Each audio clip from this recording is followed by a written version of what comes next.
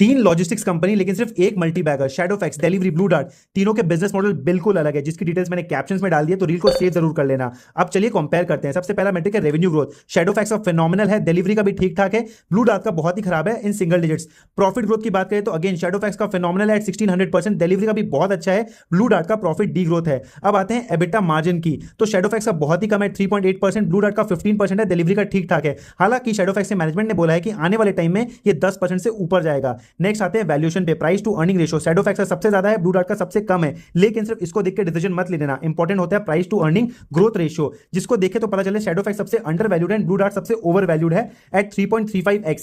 Next आता है बहुत ही इंपॉर्टेंट मैट्रिक, वो है sales volume growth. Again Shadowfax का 100% ग्रोथ रहा है, जबकि ब्लू डार्ट का सिर्फ 8% का रहा है, डिलीवरी का भी ठीक ठाक ग्रोथ रहा है। नेक्स्ट आता है अनदर हिडन मैट्रिक, वो है रेवेन्यू पर पिन कोड। शैडोफैक्स एक पिन कोड से 28 लाख रुपए कमाता है, जबकि ब्लू डार्ट सिर्फ 11 लाख कमाता है, डिलीवरी अराउंड 15 लाख कमाता है। उसके बाद आता है another important metric earning per shipment. Blue Dart का सबसे ज्यादा है 18 टू 20 लाख, क्योंकि वो हाई वैल्यू B2B क्लाइंट को सर्व करता है, जबकि शैडोफैक्स का सबसे कम है 1.9 लाख। नाउ अब क्वेश्चन आता है कि मल्टी बैगर कौन सा हो सकता है। शैडोफैक्स के सबसे हाई चांसेस है मल्टी बैगर होने के, डिलीवरी के भी ठीक ठाक चांसेस है, लेकिन ब्लू डार्ट के एकदम भी चांसेस नहीं है। लेकिन शैडोफैक्स में दो मेजर रिस्क है। सबसे पहला रिस्क है फ्लिपकार्ट। फ्लिपकार्ट पे बहुत ज्यादा डिपेंडेंट है, तो कल को फ्लिपकार्ट अगर अपनी लॉजिस्टिक्स कंपनी बना देता है तो शैडोफैक्स का रेवेन्यू पे बहुत ज्यादा इंपैक्ट पड़ेगा। एंड सेकंडली प्रमोटर स्टेक बहुत कम है इसमें एट अराउंड 16%। रील अच्छी लगी तो शेयर करना है, इनसाइट्स वालों को फॉलो कर लेना।